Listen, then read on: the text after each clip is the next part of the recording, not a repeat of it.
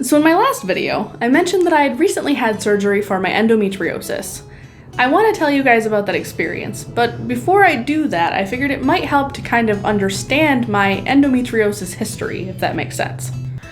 This most recent surgery actually was my 4th surgery overall, so there's a bit of history to go through. This video mostly just covers my endometriosis history and not infertility specific stuff, although since a lot of my infertility is related to my endo, there will be some overlap.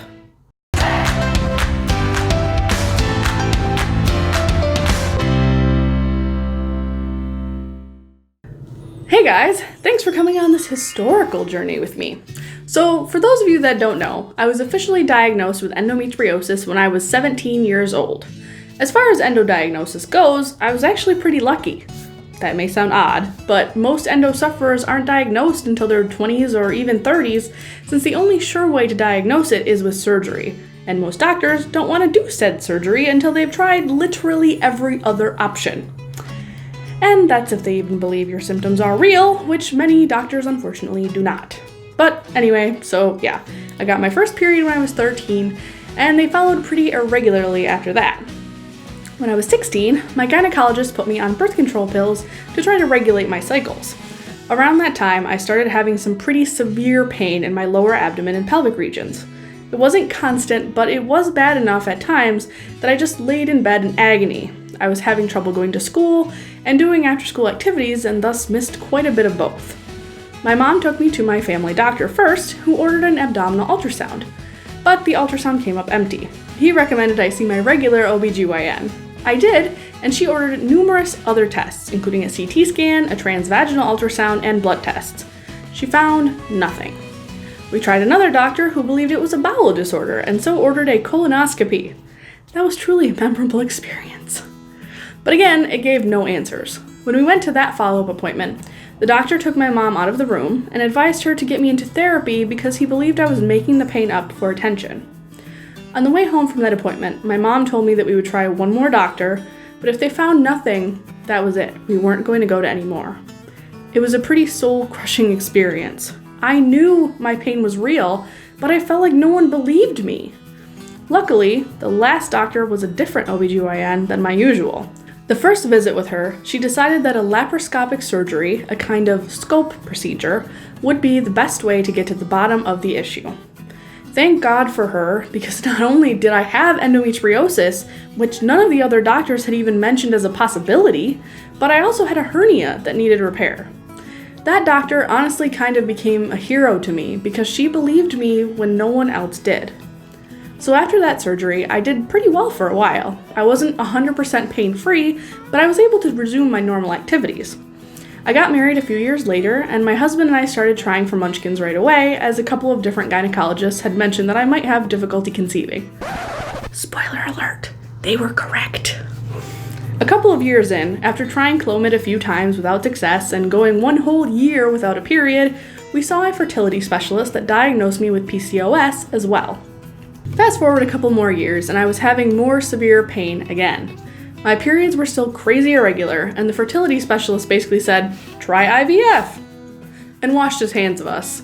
In 2016, the pain got so bad that I went to the ER because I was worried I was having appendix issues or something. They did all the tests and told me to see an OBGYN while acting like I was a drug or attention seeker. I hadn't been seeing an OBGYN at that time because of a lapse in insurance coverage, so I just went to the one the ER recommended. She was new in the area and hadn't been practicing long. She was very friendly and seemed to believe me right away.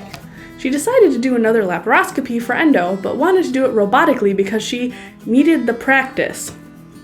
So that surgery was a nightmare from start to finish. I didn't see her once that day. My husband briefly spoke to her over the phone when I was in recovery, but that was it. When I woke up in recovery, I was in insane amounts of pain. It had been a while since my previous surgery, but I really felt like the pain was not even close to the same level. Once I was back with my family, the nurse and the anesthesiologist tried to get my doctor to admit me to the hospital because of my pain level and because I hadn't yet urinated after the surgery. The doctor refused and told the nurse to release me. The nurse wheeled me downstairs while apologizing and telling me to come back to the ER because that's the only way they could help me. My husband and mom were there with me, and we left the hospital to go pick up my prescriptions from the pharmacy.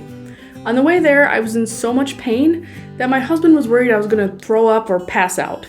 He called my OBGYN's office and talked to the on-call doctor. When told that I hadn't urinated after surgery, he told my husband to drive me straight back to the ER and that he would be sure there was a room waiting for me. Once back at the hospital, they drained 3,000 milliliters of fluid from my bladder. The ER doctor told me that I was very lucky and said he wasn't surprised that I was in so much pain. Since we were at the same hospital, I asked him if he could tell me what had actually been done in my surgery, since all the doctor told my husband was that they had found endometriosis and that I was in recovery. He told me that she had indeed found endo and burned it, but also that she had found a hemorrhagic cyst that she had burst. I felt a lot better after my bladder was empty and was able to go home that night. A few days later, though, I was having some serious pain again. One morning, I woke up with my bed covered in blood and was afraid something really serious had happened. My husband called my OBGYN, who said it was normal and nothing to worry about. He waited a bit and talked to the on-call doctor again, who said it wasn't normal, but unless it continued at a high volume, it was most likely fine. The bleeding stopped, but the pain continued to get worse. 6 days after my surgery, the pain was unbearable. I felt sick, my stomach was bloated in a weird way, and I was severely constipated. I called the office and spoke to the other female OBGYN that had assisted in my surgery, who told me that the pain and bloating were normal, but if I was constipated that I should go to the ER. I told her that I indeed was constipated, and she said, and I quote, "Well, that can be normal too." My husband's a pretty protective guy, and he was very unhappy with the office. He wanted me to go to the ER. I refused, because I felt like they were just going to blow me off or act like I was faking it. He basically told me that he would pick me up and carry me if he had to, but that I was going to the ER. At that point, I felt too terrible to argue. It's a good thing too, because after the ER did all the tests again, they found that I had an abscess in my pelvis that had to be drained. They admitted me for 2 days while pumping me full of IV antibiotics. The procedure to drain the abscess was something I wouldn't wish on my worst enemy. I won't go into it too much, but basically they go in through the butt so as not to damage the precious reproductive organs with a giant needle-like implement to drain the collected fluid. During mine, the doctor hit my pelvis with the needle and so had to pull all the way out and try again at a different angle. I also had to be on my stomach, which was full of incision sites from the surgery I'd had less than a week ago, so yeah, that whole thing was 0 out of 5 stars. Do not recommend. I did recover okay after that, finally, and my pain lessened quite a bit. The OBGYN I was working with then recommended a saline sonography test to check to see if my fallopian tubes were open. The test showed that my left tube was blocked. That cut our chances of conceiving down even more, and was very disheartening after the whole surgery debacle. We tried Clomid again, but it failed again. After that, I really started doing my own research. I had less faith in doctors than I'd had before, which wasn't saying much, and I realized that I had to be my own advocate because no one else was going to. I read all kinds of books, I checked out all different websites, I joined tons of Facebook groups, and learned a lot. One particular Facebook group called Endo Warriors is where I finally heard the term excision surgery for the first time. I thought that endo was treated only with ablation or fulguration, and you just had to keep going back every few months forever. So many women in the group had these amazing stories about having excision surgery and being pain-free. It sounded like a dream come true. That group led me to another group called Nancy's Nook, where I learned even more about excision and finally saw their map of worldwide excision specialists. Unfortunately, my state had not one single excision specialist in it. The nearest one was about 6 hours away. I also learned that a large number of health insurance companies don't cover the surgery, and mine at the time was one of the ones that didn't. In September of 2017, my husband started a new job and thus got new health insurance. I contacted the excision specialist that was 6 hours away from me and told him my story. I thought that maybe I would be put on some kind of waiting list and that would maybe in a few months or so I'd be able to have this magical surgery. He messaged me back the next day and said that he had an opening and wanted to operate on me at the end of October, less than a month away. I was basically in shock. I had to jump through about 1 million insurance hoops, but in the end, the surgery was covered almost completely by my insurance. Next, I had to figure out the logistics of having surgery 6 hours away. My husband, again, had just started the new job, so he couldn't just take the entire few days I'd need off. My wonderful mom and sister volunteered to come with me, and my awesome in-laws decided to come with my husband the next day after my husband got out of work. We booked a hotel and made our plans. As weird as this is to say, overall that whole trip was a great experience. My mom, sister, and I had a day where we did a little sightseeing in the area and we had a pretty great time. If you have endo, you know that you have okay or even good days sometimes, and luckily this was not too bad of a pain day for me. The doc did my surgery, of course, finding more endo that he excised rather than fulgurated. If you want more info on what the difference is, you can check out this video on excision versus ablation surgery. I'll link it in the description box below as well. During the surgery, the doctor also decided to do something called a presacral neurectomy, which is a treatment for chronic pelvic pain and dysmenorrhea that involves removing the presacral plexus, the group of nerves that conducts the pain signal from the uterus to the brain. What this means for me is that I don't really feel uterine cramps anymore. To be honest, I don't miss them. The recovery from that surgery took the longest by far. It was over a month before I felt halfway normal again. But after that time, I felt the best I had since I was 13 years old. I had no pain, zero. It was a feeling that I thought I'd never be able to have again. The doctor said that after I had recovered from the surgery, my husband and I should start trying to have kids again right away. I asked about Clomid and he said that he didn't believe I'd even need that. He did recommend starting metformin to try to reduce some of my PCOS symptoms. Once I had recovered, we did indeed start trying again, but had no luck the first month. I tried out yet another new OBGYN, one my family doctor had recommended. She was very knowledgeable about endo, which was a nice change, and she understood how big a deal the excision surgery was. However, she was very, very not cool about anyone who was overweight. Before I go further, let me say, I know I'm overweight. It's not a shock. It takes everything I have not to give a very sarcastic response whenever anyone asks, have you ever thought about losing weight? Like, whoa, what? People can try to lose weight? I had no idea.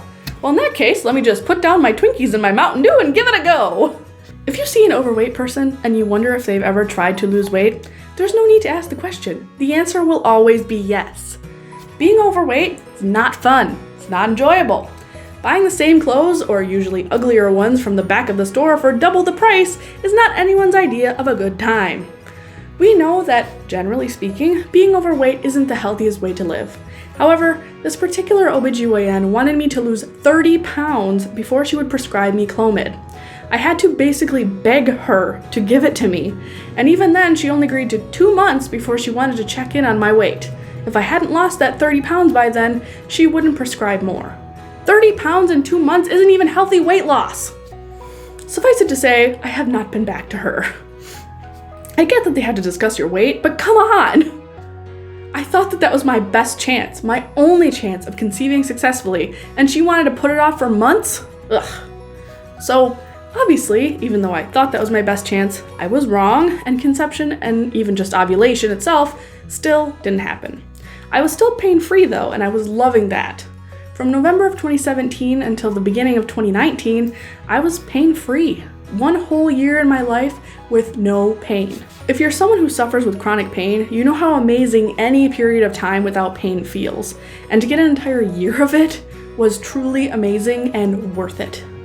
However, like I said, at the beginning of 2019, I started to have twinges of pain here and there. Nothing too serious, but after my excision surgery, any pain in my pelvic region made me very nervous.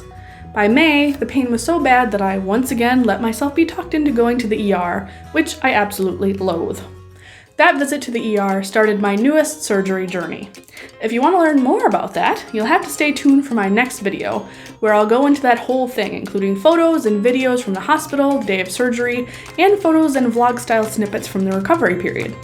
I know this was a total cliffhanger, and I am sorry for that. This video was just super long already, and I figured most people stopped watching like 3 minutes in. If you're still watching though, you're the real MVP. If you watched to the end, leave me a comment about your journey with endo, PCOS, or just any time you've dealt with a judgmental doctor. Or even better, leave a comment about a time a medical professional believed you and helped you overcome something big.